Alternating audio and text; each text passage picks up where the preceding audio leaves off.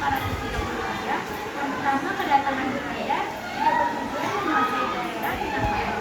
Yang kedua, Belanda datang hanya untuk berdagang dan menjaga keamanan. Yang ketiga, penduduk Minangkabau akan tetap dipimpin oleh para penghulu mereka dan juga diharuskan membayar pajak.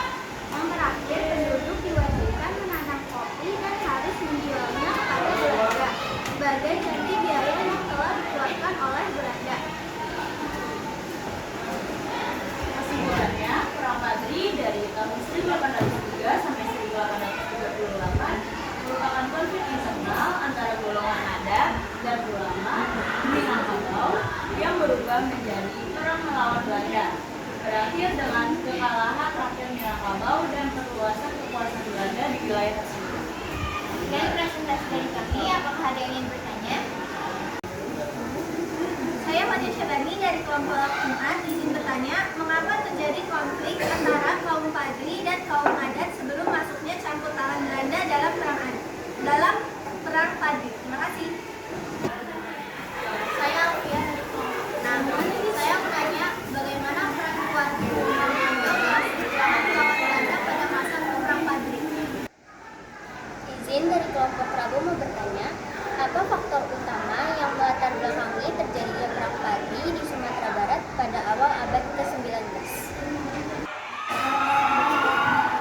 Apa strategi Belanda untuk mengakhiri perlawanan kaum Padri dan bagaimana hasil akhirnya pada tahun 1837? Terima kasih.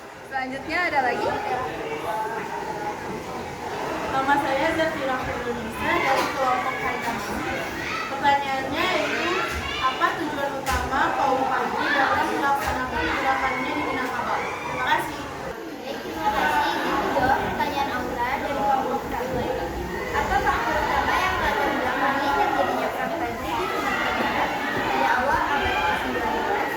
Jawabannya, perang Padri dilatar belakangi oleh perbedaan prinsip keagamaan antara kaum Padri yang ingin memurnikan ajaran Islam dan kaum adat yang mempertahankan tradisi Minangkabau.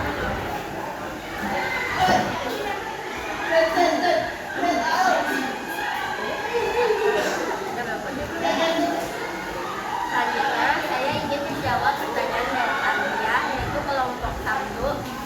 Bagaimana peran keluarga Imam Bonjol dalam perjuangan melawan Belanda pada masa perang Padri? Jawabannya, keluarga Imam Bonjol adalah pemimpin utama kaum Padri. Dia memimpin perlawanan dan mempertahankan benteng Bonjol sehingga membuat Belanda kesulitan, hingga akhirnya ditangkap dan diasingkan pada tahun 1830. Izin menjawab pertanyaan Satya dari kelompok 4. Mengapa terjadi konflik antara kaum Padri dan kaum adat sebelum masuknya campur tangan Belanda dalam perang Padri? Jawabannya, konflik terjadi karena kaum Padri menolak berbagai kebiasaan adat seperti judi, minuman keras, dan penyambungan ayam yang dianggap bertentangan dengan ajaran Islam, sedangkan kaum adat enggan menjaga tradisi tersebut. Izin menjawab pertanyaan Nana dari kelompok 6.